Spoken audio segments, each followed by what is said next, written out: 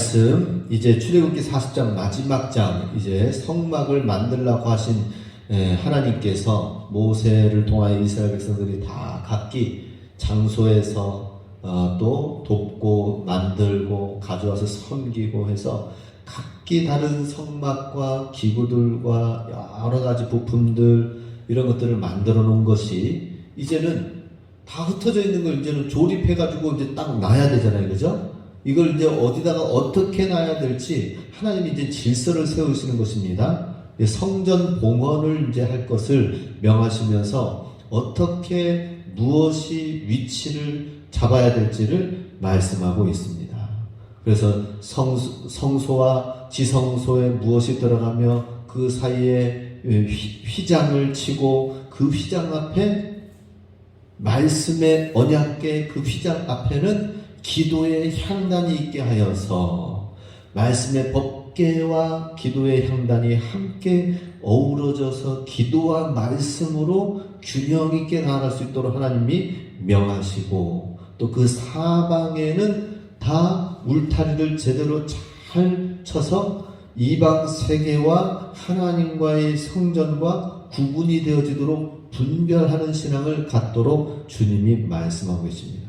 그리고 그 모든 기구들 거기에는 다 하나하나 성령의 기름을 부르고 발라가지고 거룩하게 하라라고 하는 것이죠.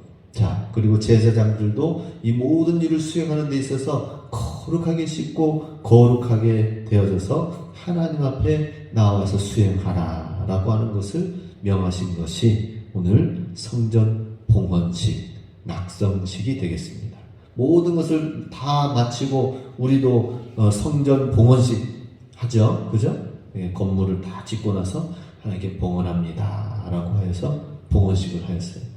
우리 교회도 하나님 은혜 가운데서 이 사택과 이것을 다 짓고 나서 보니까는 1억 5천만 원이 넘게 들어가는 그 금액이 있었는데 그걸 정말 우리가 어떻게 감당했는지 하나님의 은혜인 것 같아요. 그죠? 예, 딱 하나님 앞에 봉헌하는 그때쯤에 모든 것이 다 완료가 되어져 가지고 다 갚고 다 정리해서 끝나고 오늘날 코로나 시기에 많은 교회들이 힘들어하는 이유 가운데 하나는 교회마다 부채가 상당히 많이 있습니다. 근데 그 부채 때문에 상가에서 세를 이제 본 건물이 없는 교회는 세를 내는데 너무나도 힘들어하기도 하고 또 다른 교회 같은 경우는 또 그 부채와 성전 건축으로 인해서 오는 여러 가지 부분들을 감당하기가 어려운 많은 교회들이 있지만은 하나님의 은혜로 봉헌식을 하게 하셨습니다. 자, 그런데 오늘 말씀을 보면은 2절에 모든 시작을 하나님과 함께 하도록 말씀을 하고 있는 것을 보게 됩니다. 2절 너는 첫째 달 초하루에 성막 곧 회막을 세우고 자, 첫째 달 초하루라고 하는 것은 정월 초하루에 그러니까 출애굽하고 나서 1년이라는 시간 동안에 이스라엘 백성이 이제 내년 정월에 출발했거든요. 그리고 나서 이제 다시 또 정월이 되어지면서 1년이라는 시간 동안에 하나님께서는 출애굽하게 하시고 시내산에 올라가서 법궤를 받아서 내려와 가지고 이제는 성막을 만들도록 하여서 1년이라는 시간이 다 되어지는 요 시간 안에 하나님께서는 이스라엘 백성을 하나님을 만나는 예배 그리고 말씀을 받는 법궤, 율법, 계명을 딱 받은 하나님의 백성으로 준비시키는 시간이 1년이 걸린 것을 보게 됩니다. 우리도 신앙생활하면서 그냥 되어지는 것이 아니라 하나님 말씀을 우리가 잘 받고 말씀으로 준비되어지고 말씀, 성경 말씀 많이 보아야 됩니다. 하나님의 계명 말씀 봐야 돼요. 그리고 또 우리가 성막 생활을 이제 하도록 하나님이 만드신 것처럼 우리도 성전 생활을 하고 성막 생활을 잘 해야 돼요. 하나님 앞에 기도의 처소가 내 심령이 되어서 하나님의 성전이 돼야 되고 그리고 또 우리가 있는 집이 기도의 처소가 돼야 되고 또 우리의 일터가 기도의 처소가 돼야 되고 그것만 있으면 되겠습니까? 우리 교회 성전이 모여서 기도를 열심히 해야 되겠죠. 그죠? 그렇게 돼야 됩니다. 하나님의 성막 생활을 우리가 성전 생활을 잘 할 수 있도록 하나님이 말씀하시는 이것이 성도의 기본이다라는 것입니다. 엊그저께 우리 교회 점심시간마다 와서 점심때쯤에 와서 기도하시는 분이 계셔요. 외부에서. 누구신가 궁금했어요. 그래서 이제 좀 기다렸다가 나오시면서 한 2-30분 기도하시고 이제 나오시길래 인사를 이제 좀 드렸죠. 그랬더니 여기 도성초에 행정실장으로 새로 오신 분이 7월 달에 발령을 받았는데 오신 분이 점심 먹고 신앙이 있으신 거예요. 남는 시간 기도하러 오신 거예요. 점심 먹고 점심시간. 얼마나 참 보기 좋은지. 이야. 그러면서 하시는 말씀이 뭐냐면 어떤 기도 제목이 있나요? 살짝 물어봤더니 기도 제목이 있는데 하나님 앞에 잘 보이려면은 그의 나라와 그의 의를 구하면 이 모든 것을 더해 주시리라 라고 말씀해 주셨으니 나의 모든 기도의 제목을 하나님이 더해 주실 것을 바라는 마음에서 하나님 앞에 잘 보여야 되겠죠. 그러니 그의 나라와 그의 의를 저는 기도 시간에 기도하기 위하여 오대산 솔수교회를 위해서 기도하고 갑니다. 이러면은 모든 것을 더해 주시겠지요? 이러면서 우리 교회를 위해서 기도하면은 내 기도의 제목은 하나님께서 이 모든 것을 그의 나라와 그의 의를 구하면은 하나님이 모든 걸 더해 주신다는 이 말씀을 듣고 와, 우리 교회를 위해서 아마 또 이제 학교를 위해서도 기도했겠죠. 이 지역을 위해서도 기도했겠죠. 이야, 우리 성도님들 어떻습니까? 그렇게 기도해야 되지 않겠습니까? 이야, 참 그런 분이 우리 교회에서 같이 참 신앙생활 했으면 좋겠다는 이런 마음을 갖게끔 너무나도 참 아름다운 분이셨습니다. 성막 생활을 우리가 이렇게 멋지게 해야 돼요. 성전 생활을 이렇게 멋지게 하는데 1년이라는 시간을 가지면서 그러면서 이제 이 모든 시작 시간 내년 초하루 1년이 되어져서 새로운 해가 될 때에 바로 성막 성전 봉헌식을 하라라고 하는 것입니다. 그러면 성막을 봉헌하면서 정월 초하루에 봉헌하면서 하나님과 함께 새로운 한 해가 시작되도록 하라. 성막과 더불어서 성전 생활을 하면서 1년을 이제 새롭게 하라라고 하는 것입니다. 얼마나 멋집니까? 하나님이 우리에게 주님을 믿는 자녀들에게 이러한 것을 우리에게 주셨어요. 그죠?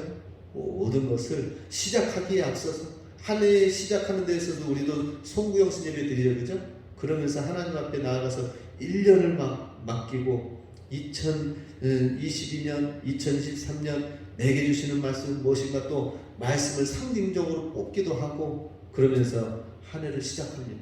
또 우리 한국 교회는 세계적으로 유례가 없도록 새벽 예배 하루의 시작을 하나님과 함께 예배로 시작하는 새벽 기도를 그렇게 만드는 거예요. 있게 한 거예요.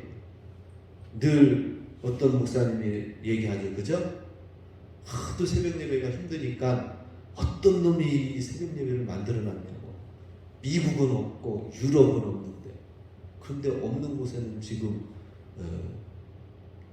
팔이 날리고 있어요. 근데 우리 하나님께서 우리 새벽 예배, 새벽 영성을 하나님이 허락해 주셨기 때문에 그런데 사실 이 새벽 예배는 한국에 왔을 때 선교사님도 이런 새벽 예배 제도를 몰라요. 없어요. 우리나라 안에서 만들었는데 누가 만들었느냐? 이용도라는 목사님이 계시는데 그분은 예전에 물 떠나놓고 정원수 떠놓고 도교 사상 무슨 사상 해가지고는 새벽부터 해가지고 막 지극정성으로 신을 섬겼던 사람이에요. 근데 그분이 하나님을 믿고 내가 예전에 하나님이 아닌 다른 신을 믿는데도 일찌감치 일어나가지고는 새벽에 정원수 떠놓고 하는데 하나님 살아계신 참 하나님을 믿고 섬기는데 내가 더 게을러질 수 있느냐. 새벽부터 해야 된다 해가지고는 한국교회 새벽 예배 불을 붙여놓으신 분이 이용도 목사님이셔요. 하나님이 그렇게 사용하시네. 한국교회에서. 우리도 새벽 예배를 드리는 것이 얼마나 축복인지 몰라요. 예. 하루의 시작을 아무튼 집에 있든지 교회에서 하든지 새벽에 하나님 앞에서 기도로 시작하는 것, 하나님과 함께 시작하는 것, 하루를 하나님과 동행하는 삶을 살도록 주님이 첫째 달 초하루에 성막을 세워서 봉헌식을 하라라고 말씀하는 것입니다. 이렇게 함으로 인해서 우리의 육신의 생각을 하루, 1년에 다니는 하루잖아요. 그죠? 우리 하루하루를 육신의 생각이 아니라 영의 생각, 살리는 생각으로 하나님과 살라. 그러면은 오늘 죽어도 여한이 없다.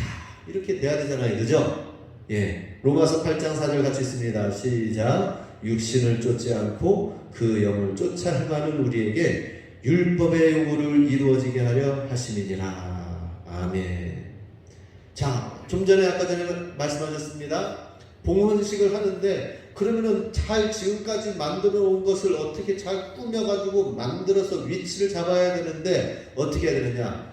지성소 안에 하나님의 법궤, 말씀의 법궤를 이제 세워놓고, 그리고 휘장 바로 앞에, 성소 앞에는 어떤 단을 놔야 되는가요? 기도의 향단을 놓으라고 말씀하십니다.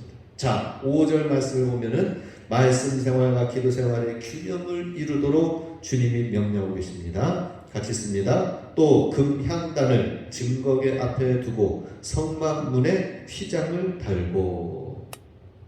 기도의 금향단을 증거궤 앞에 두면서 그 사이에 휘장을 두면서 성소와 지성소 구분이 있지만은 그럼에도 불구하고 하나님께서 말씀과 기도로 잘 균형 있게 나아가라라고 하는 것이죠.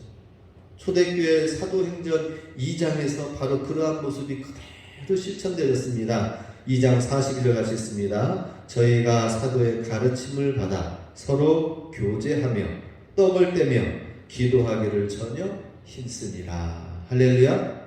초대교회는 다른 어떤 것이 아니에요. 하나님이 그때 당시에는 신약성경도 없어요. 구약성경 말씀을 가지고 영적으로 내 생활 가운데 해석해서 교회 생활을, 교회의 신앙생활을 만들어야 되는데, 사도들의 가르침, 그야말로 하나님의 말씀의 법궤가 있어야 되고 그 앞에 또한 기도의 향단이 있어야 되는 것이 교회 생활, 이것이 중심이 돼야 되거든요. 그래서 사도들이 그렇게 말씀을 가르치고 그 다음에 그 말씀을 모여서 같이 성도들과 함께 육신의 떡과 더불어서 말씀의 교제를 하도록 하고, 그리고 기도하기를 전혀 힘쓰도록 하였다라고 하는 것입니다. 이것이 구약성경을 해석하여서 초대교회가 이루어지는 그 삶을 하나님이 가르쳐 주시고 교회 생활을 만들었어요. 우리도 그와 같이 그대로 되어져야 됩니다. 하나님 말씀으로 충만하시기 바랍니다. 그리고 기도 생활을 힘쓰시기 바랍니다. 그 사이에 어떤 초대교회 뭐가 있었어요? 서로 말씀의 떡, 육신의 떡, 사랑의 떡, 교제의 떡을 나눴다라고 하는 것입니다. 말씀 갖고 나 혼자가 아니에요. 서로 나누시기 바랍니다. 내가 받은 말씀이 무엇인지, 내가 주일날 받은 은혜 받은 말씀이 무엇인지 성도들 간에 서로 나눠야 돼요. 교제해야 돼요.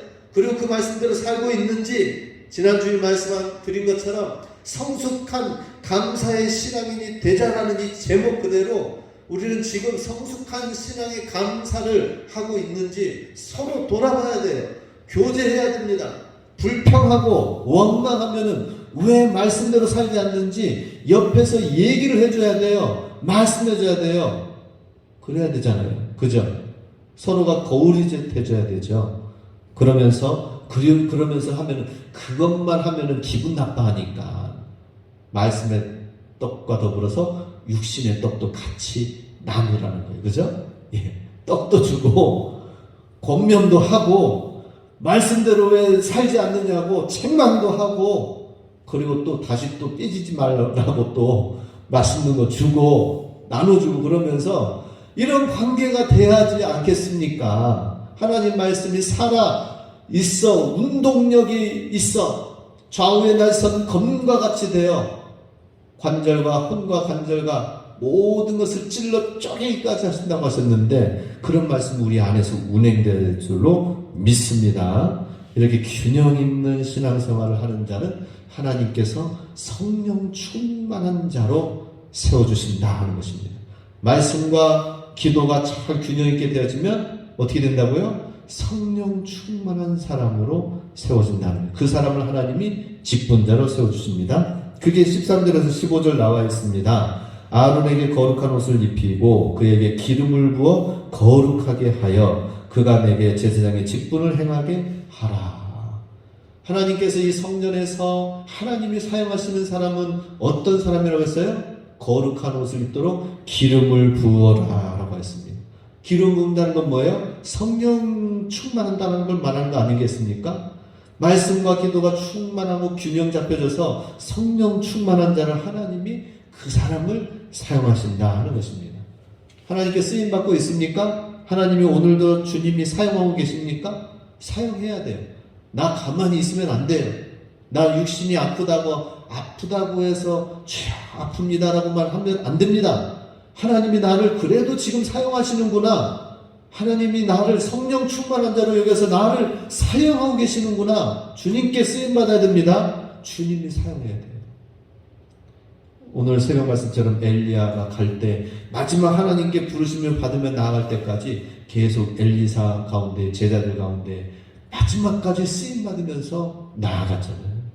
우리도 주님께 성령 충만하여 쓰여져야 된다 하는 것입니다.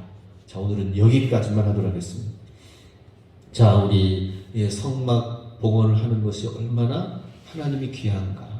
정월 초하루를 하나님이 시작하면서 1년 동안 잘 준비하고 이 신앙적인 요소가 잘 갖춰져야 된다는 것과 더불어서 이제 정월 초하루의 이 성전 봉헌식과 더불어서 이제 새롭게 말씀과 기도와 성막생활과 더불어서 하나님이 함께 하시는 성막이 움직이는 곳에 함께하는 신앙생활을 하면서 주와 동행하는 삶으로 승리하고 주님 말씀하시는 거죠.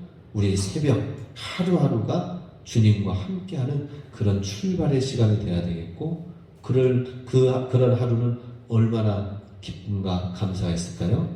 그리고 하나님께서 말씀의 법궤 앞에 기도의 향단을 두고 커튼 치면서 같이 균형 잡힌 삶을 신앙생활을 하라라고 말씀하십니다. 그런 자에게 하나님이 성령 충만한 자 성령의 기름 부어 주셔서 하나님이 그런 사람을 제사장처럼 주님이 사용하신다라고 말씀하십니다. 주님께 존귀하게 쓰임받으시기 바랍니다. 나이와 연세와 상관없이 내가 성령 충만하면 하나님이 사용하실 줄로 믿습니다. 쓰임받아야 돼요. 오늘 나를 요즘 많은 젊은 청년들이 일자리 없다고 하는데 힘든 일은 많이 있는데 자기가 원하는 편한 일, 더 좋은 조건의 일은 어려우니까 없다고 하는 거예요. 그런데 우리는 주님이 어떤 일이든지 사용하시고 쓰시면은 얼마나 감사하겠습니까? 그렇게 해서 초대교회에 정말 말씀의 떡을 나누고 교제의 떡을 나누고 육신의 떡을 나눠서 초대교회를 잘 이루어가실 수 있게 주님의 이름으로 축복합니다. 아멘. 우리 기도하겠습니다.